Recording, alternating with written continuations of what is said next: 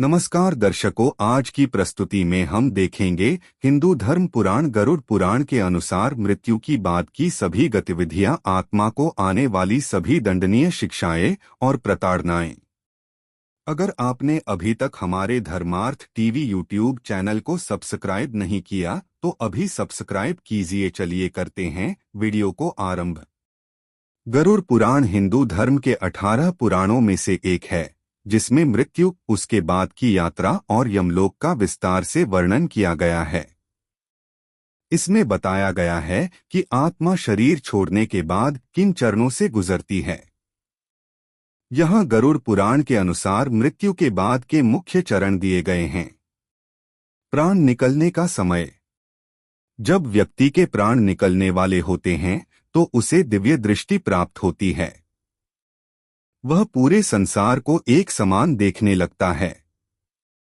उस समय यमराज के 2 दूत यमदूत आते हैं जो दिखने में भयानक होते हैं।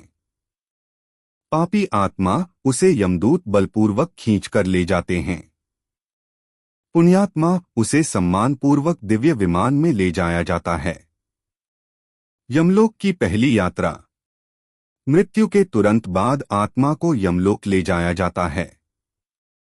वहां व्यक्ति के कर्मों का कच्चा चिट्ठा चित्रगुप्त द्वारा रखा गया हिसाब दिखाया जाता है। इसके बाद आत्मा को फिर से उसके घर भेजा जाता है ताकि वह परिवार द्वारा दिए गए पिंडदान और तर्पण को ग्रहण कर सके। 13 दिनों का महत्व। 13वीं। गरुड़ पुराण के अनुसार मृत्यु के बाद 13 दिनों तक आत्मा अपने परिवार के बीच ही रहती है। परिवार द्वारा किए गए पिंड दान से आत्मा को अंगूठे के आकार का एक नया शरीर, यातना शरीर, मिलता है जिससे वह आगे की लंबी यात्रा तय कर पाती है। यदि 13 दिनों तक पिंड दान न किया जाए तो आत्मा को बहुत कष्ट होता है और वह प्रेत योनि में भटकती रहती है। यमलोक का कठिन मार्ग। 47 दिनों की यात्रा।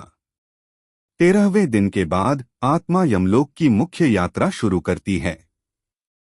यह मार्ग बेहद कठिन माना जाता है। वैतरणी नदी मार्ग में वैतरणी नदी आती है जो खून और मवाद से भरी होती है। जिस व्यक्ति ने जीवन में गौदान, गाय का दान किया होता है वह इसे आसानी से पार कर लेता है, बाकी लोग इसमें डूबते उतराते हैं। यमलोक तक पहुंचने में आत्मा को लगभग 1 वर्ष का समय लगता है। कर्मों का न्याय। अंत में आत्मा धर्मराज यमराज के सामने पेश होती है। वहां चित्रगुप्त आत्मा के कर्मों का विवरण पढ़ते हैं। नरक। जिन्होंने बुरे कार्य किए उन्हें विभिन्न प्रकार के नरक जैसे तामिस्र, रौरव में सजा भुगतनी पड़ती है। स्वर्ग। पुण्य करने वाले स्वर्ग का सुख भोगते हैं।